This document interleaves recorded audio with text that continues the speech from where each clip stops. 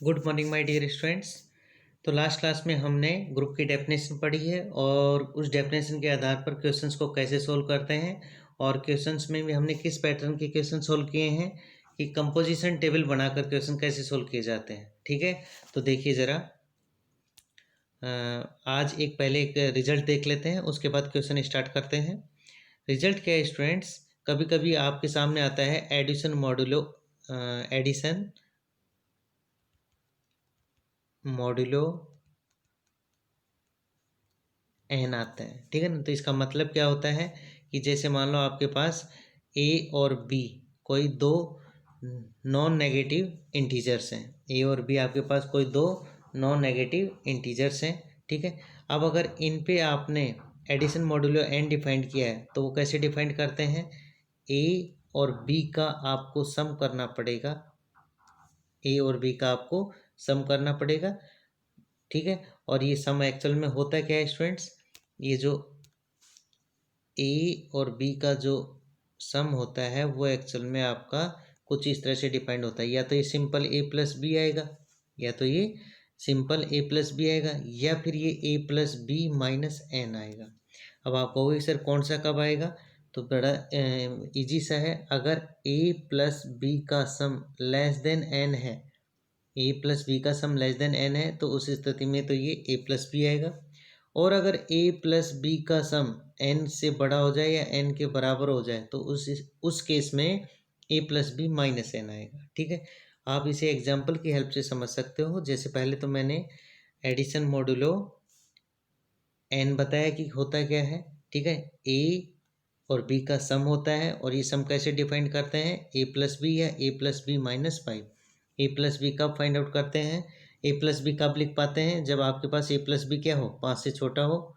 Sorry students, ये मैं 5 नहीं, ये सॉरी ये आपका एन चल रहा है। क्या चल रहा है? ये एन चल रहा है। क्यों? पहले जनरल रिजल्ट को देख रहे हैं। तो ए प्लस बी का जो एडिशन अगर आप करोगे तो वो या तो ए प्लस बी आएगा या ए प्लस बी माइनस एन आएगा। ए प्लस बी माइनस एन आएगा। अब अगर आपके पास ए प्लस बी का मान एन से छोटा है तो ए प्लस बी आ जाता है, और अगर ए प्लस बी का मान एन के बराबर या उससे ज़्यादा है तो रिजल्ट क्या आता है? ए प्लस बी माइनस एन आता है। एग्जाम्पल की हेल्प से आप ऐसे समझ सकते हो, जैसे आपके पास 2 है और 3 का सम करना है, 2 और 3 का सम करना है, लेकिन किसके तहत? एडिशन मॉड्यूलो 8 के तहत। एडिशन मॉड्यूलो 8 के तहत सम करना है। तो आप पहले इनका साधारण सम करो। 2 और 3 का साधारण सम कितना हुआ? 5। और 5 हमेशा 8 से छोटा होगा तो ये तो सिंपल 5 ही आएगा। 5 हमेशा क्या है? 8 से छोटा है, हमेशा क्या आएगा? 5 आएगा। नेक्स्ट एग्जाम्पल देखो, 2 और 9 को ऐड करना है, किसके तहत? एडिशन मॉड्यूलो 8 के तहत। 2 और 9 का सम करना है, किसके तहत? एडिशन मॉड्यूलो 8 के तहत। ठीक है, तो रिजल्ट के अकॉर्डिंग क्या होता है कि पहले तो आप इन दोनों नंबर्स का सिंपल सम कीजिए। 2 और 9 का सिंपल सम कितना हुआ? 11। 11 किससे बड़ा है? 8 से बड़ा है। तो इसका मतलब 11 माइनस 8 आपको करना पड़ेगा, तो आपका आंसर कितना आ जाएगा? 3 आ जाएगा। कितना आ जाएगा? 3। रीजन यहाँ मैंने बता दिया कि 2 + 9 कितना हो रहा है? ज़्यादा हो रहा है किससे? 8 से। तो इसका मतलब वो माइनस एन करना पड़ेगा, और प्रेजेंट केस में एन की जगह कितना है? 8 है। ओके, थर्ड एग्जांपल देखो, 2 और 2 का एडिशन करना है, लेकिन एडिशन मॉड्यूलो 4 के तहत। ठीक है, तो 2 + 2 कितना हुआ? 4। और 4 में 4 किसके बराबर आ गया? खुद इसके एन के बराबर आ गया। ठीक है, तो 4 - 4 कितना हुआ? 0। तो ये आपका इस तरह से आ जाएगा। तो ऐसे एडिशन मॉड्यूलो एन को डिफाइंड करते हैं। ठीक है, फिर उसके बाद स्टूडेंट्स, ये आपकी बुक की एक प्रॉब्लम है, प्रदर्शित कीजिए। प्रदर्शित कीजिए कि समुच्चय G = 0 1 2 3 4 संक्रिया एडिशन मॉड्यूलो 5 के लिए एक परिमित क्रम विनिमय ग्रुप बनाता है जिसका ग्रुपांक कितना है? 5 है। जिसका ग्रुप का ऑर्डर कितना है? 5 है। ये आपको बताना है। ठीक है स्टूडेंट्स, तो सबसे पहले तो आप जो इन्फॉर्मेशन गिवन है उसे लिखिए। तो आपके पास यहाँ एक नॉन एम्प्टी सेट G दे रखा है जिसमें एलिमेंट्स 0 है, 1 है, 2 है, 3 है और 4 है। ठीक है, साथ में आपको उसने क्वेश्चन की लैंग्वेज में साफ साफ कहा है कि इस सेट जी पे जो आप ऑपरेशंस लगाने जा रहे हो, जो बाइनरी लगाने जा रहे हो, वो एक्चुअल में कैसी है, एडिशन मॉडुलो 5 है। वो एक्चुअल में क्या है, एडिशन मॉडुलो 5 है।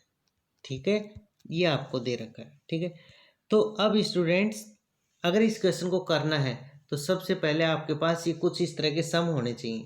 ठीक है, कैसे, जैसे मान लो 0 + 0 किया, 0 + 0 किया तो कितना आ रहा है 0, और 0 किससे, 5 से छोटा है। 0 किससे छोटा है, 5 से, तो इसका मतलब ये 0 ही आएगा। 0 + 1 अगेन क्या आ जाएगा 1, क्योंकि 1 किससे छोटा है, 5 से। 0 + 2 कितना, 2 आएगा। 2 अगेन 5 से छोटा है, तो ये ऐसे कैसे आ जाएगा, ये भी एज इट आ जाएगा, ये भी एज इट आ जाएगा। अब जरा इसमें देखो, 1 को 0 के साथ ऐड करोगे तो सिंपल एडिशन कितना हो रहा है, 1। कितना हो रहा है, 1।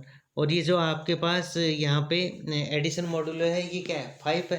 तो 1 तो 5 से छोटा है, तो इसका मतलब ये सिंपल 1 आ जाएगा। ऐसे ये 2 आ जाएगा, ऐसे ये कितना आ जाएगा, 3 आ जाएगा। ऐसे ही इसके बारे में देखो, 1 + 3 तो ये कितना आ जाएगा, 4 आ जाएगा। ठीक है, 1 + 4 के बारे में आपका क्या आइडिया है, 1 + 4 के बारे में आपका क्या आइडिया है। तो 1 + 4 कितना हो रहा है, 5। 1 + 4 कितना हो रहा है, 5। तो 5 मतलब A + B, तो मतलब 1 + B कितना है, 4। और जो कुछ आए उसमें से क्या, किसको माइनस कर दो, ये जो आपके पास एडिशन मॉड्यूलो है n, उसको माइनस कर दो तो 5। तो 5 - 5 कितना हुआ, 0। तो कुल मिला के आपको ऐसे ही टेबल कैलकुलेट करनी, मतलब ये डेटा आपके पास आने चाहिए।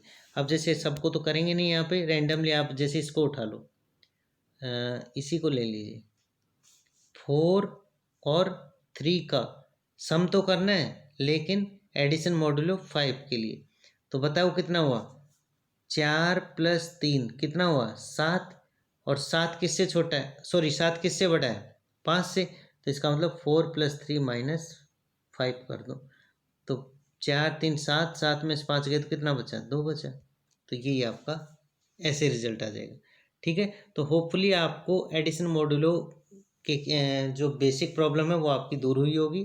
ठीक है, इसके बाद आप क्या बनाइए, कंपोजिशन टेबल बना लीजिए। क्या बना लीजिए, कंपोजिशन टेबल। तो जब कंपोजिशन टेबल आप बनाओगे तो आपके पास देखिए,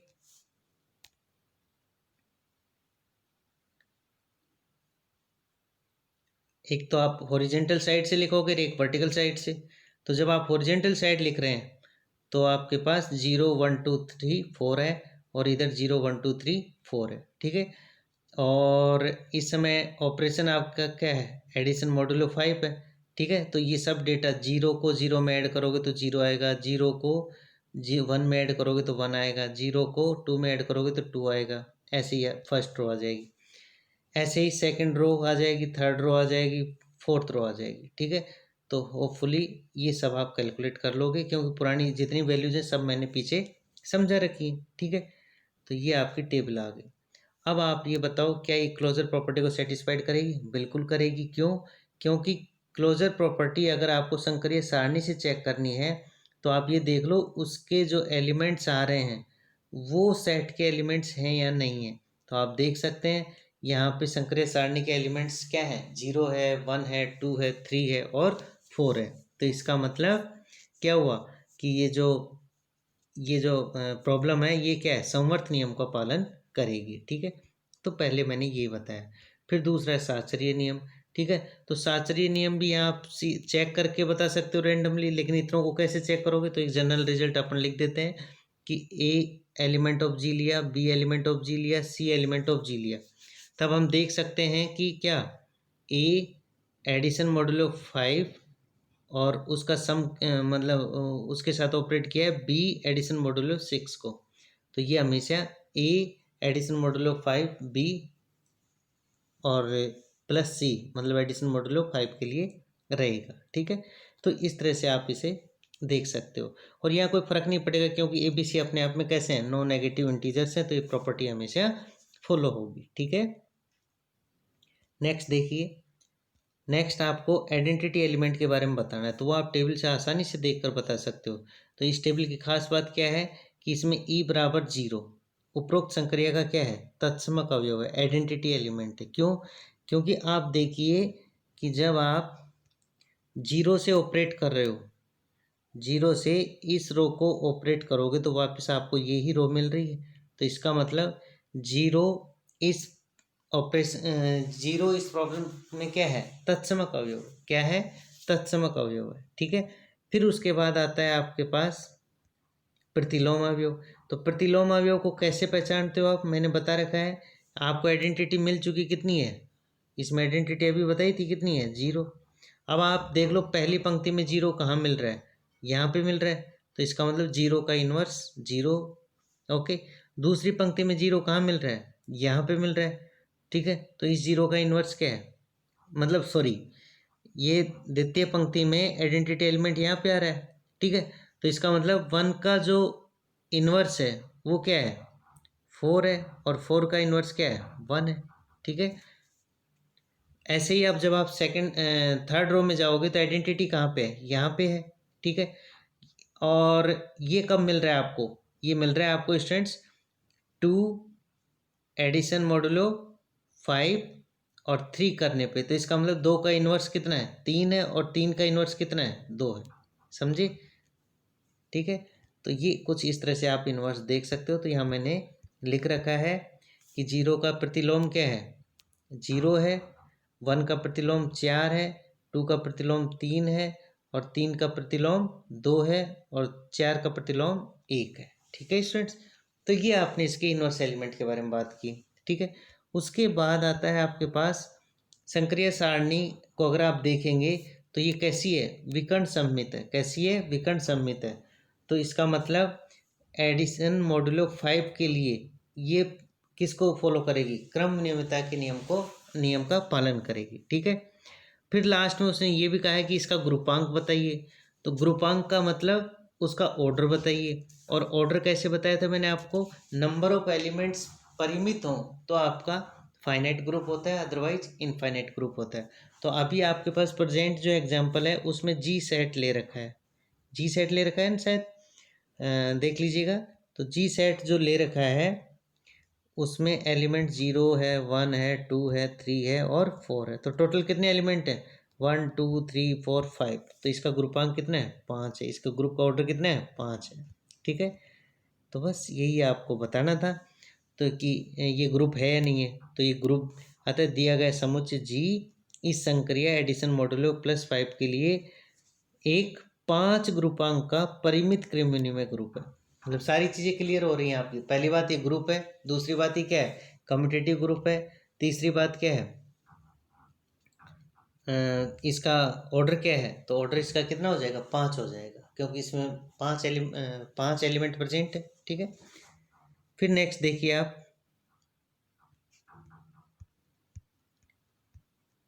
ये आपकी प्रॉब्लम है। ठीक है।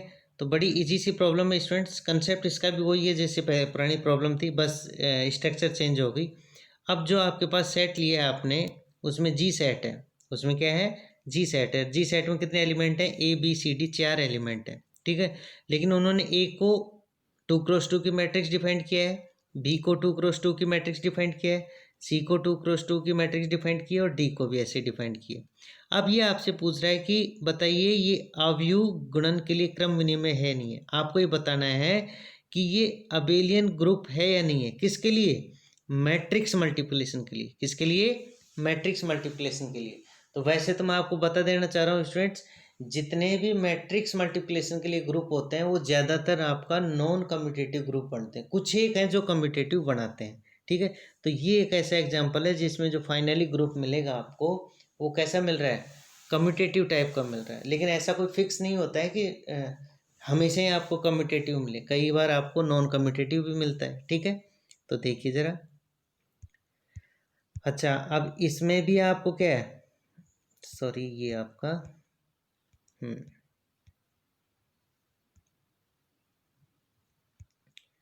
ये स्टूडेंट्स इसमें वापस आपका ये फिर से लिया गया है इसमें। तो आप इसको, ये पुराने क्वेश्चन का ही पार्ट है, तो ये तो आप पढ़ चुके हो, उस क्वेश्चन का ही तो सॉल्यूशन चल रहा है।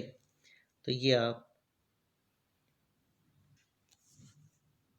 छोड़ सकते हो इसको। ठीक है। अब यहाँ से इसका सॉल्यूशन है, ठीक है ना। जो अभी आपके पास जी जो सेट है जिसमें एलिमेंट्स क्या हैं, ए बी सी और डी, और वहाँ बता रखा है कि कैपिटल ए 2x2 की 2x2 ऑर्डर की मैट्रिक्स है, ऐसे कैपिटल बी भी 2x2 ऑर्डर की मैट्रिक्स है, सी भी आपकी 2x2 ऑर्डर की मैट्रिक्स है, और डी भी आपकी 2x2 ऑर्डर की मैट्रिक्स है। ठीक है, तो अब इसकी अगर आपको संक्रिय सारणी बनानी है तो पहले आपके पास कुछ रिजल्ट्स आपके पास होने चाहिए, तभी आप बना पाओगे, वैसे नहीं बना पाओगे। कैसे कि जैसे मान लो मैट्रिक्स ए है, अभी दे रखा है आपको, ए को मैं ए से मल्टीप्लाई करूँ, मतलब ए इंटू ए करूँ, तो वापस मेरे को क्या मिल रही है, ए मिल रही है। ऐसे ही ए को अगर मैंने बी के साथ मल्टीप्लाई किया तो बी मिल रही है। ठीक है, ए को अगर सी के साथ मल्टीप्लाई किया तो सी मिल रही है, और ए को डी के साथ मल्टीप्लाई किया तो डी मिल रही है। ये ध्यान रखना।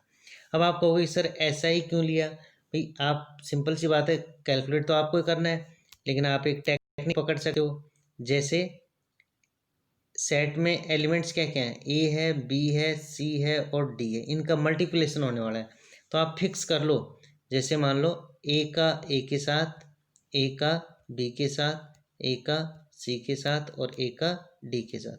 जब सेकंड टाइम आपसे फिक्स करने जाओ तो बी का ए के साथ, बी का बी के साथ और बी का सी के साथ और बी का डी के साथ। बोलो होगा या नहीं होगा, ये करना पड़ेगा।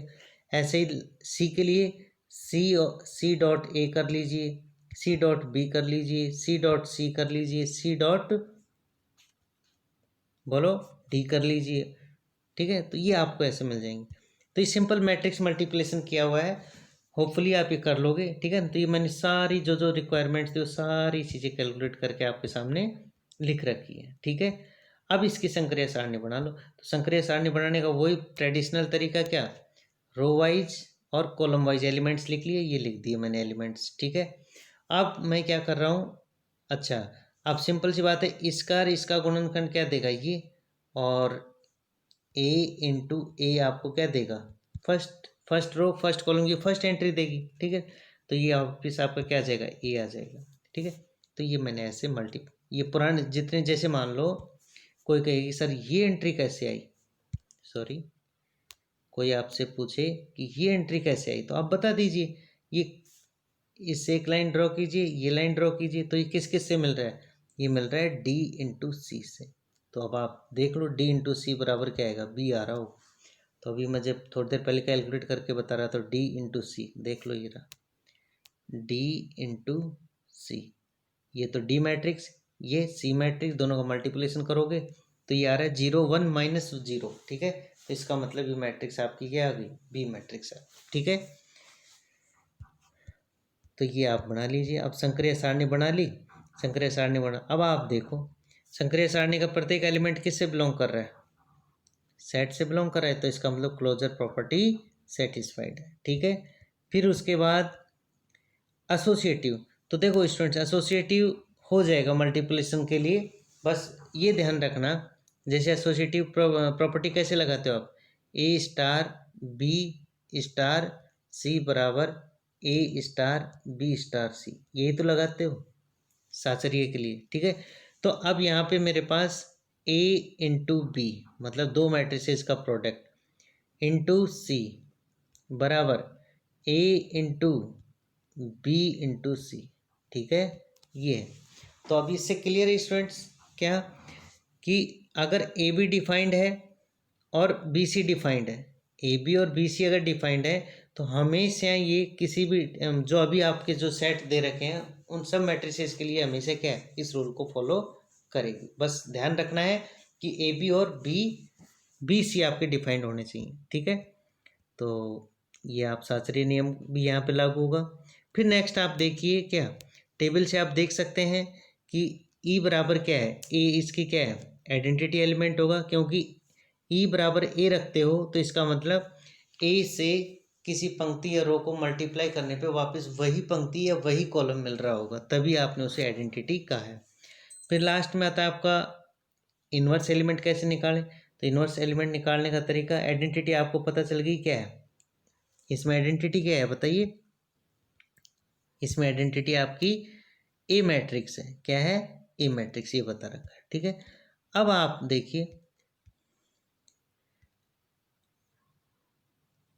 सॉरी इन्वर्स की बात कर रहे हैं ना। तो देखो पहले तो प्रत्येक रो में जहाँ जहाँ आइडेंटिटी है वहाँ मार्क कर दीजिए। तो ये देखो ये रही आइडेंटिटी, सेकंड रो में यहाँ पे है, थर्ड रो में ये है और फोर्थ रो में ये है। अब मैं ये कह रहा हूँ कि ये एक कैसे मिला आपको, तो इन दोनों के कॉम्बिनेशन से, इसका मतलब ए का इन्वर्स ए और ए का इन्वर्स ए। अब मैं कहूँ कि ये कैसे मिला आपको, तो आप कहोगे कि सर बी से और डी से मिला। तो इसका मतलब बी का इन्वर्स कौन है, डी है। बी का इन्वर्स कौन है, डी है। और डी का इन्वर्स कौन है बताओ, खुद भी रहेगा। क्या रहेगा, खुद भी रहेगा। ठीक है, तो ऐसे आप ये इन्वर्स एलिमेंट देख सकते हो। ठीक है, तो ये इन्वर्स एलिमेंट देख लिए। फिर उसके बाद स्टूडेंट्स आप टेबल से ये भी देख सकते हो कि विकर्ण सममित है, इसका मतलब क्रम विनिमय नियम का पालन करेगी। तो इस प्रकार से जो आपके पास जी सेट है जिसमें चार एलिमेंट है, चार एलिमेंट मैट्रिक्स के रूप में है और उन पे ऑपरेशन कौन सा अप्लाई किया हुआ है, मैट्रिक्स मल्टीप्लिकेशन। तो उस स्थिति में निकाय आपका क्या बनाएगा, अबेलियन ग्रुप बनाएगा। नोट मैंने ये लिखा है कि सामान्यतः मतलब 99% केसेस में क्या होता है कि मैट्रिक्स का गुणन अबेलियन ग्रुप नहीं बनाता है। तो ये ध्यान रखना। यहाँ पे तो कुछ इस तरह का एग्जाम्पल इन्होंने सेलेक्ट कर लिया ताकि ए इंटू बी बराबर बी इंटू ए जैसी चीज़ें दिखाई दे रही थी और आप उसे क्रम में बोल पा रहे थे। लेकिन हर जगह ऐसा नहीं होता है। किसके लिए, मैट्रिक्स मल्टीप्लिकेशन के लिए। किसके लिए, मैट्रिक्स मल्टीप्लिकेशन के लिए। तो आज के लिए इतना ही काफ़ी है स्टूडेंट्स, बाकी अपन कल की क्लास में देखेंगे। थैंक्स।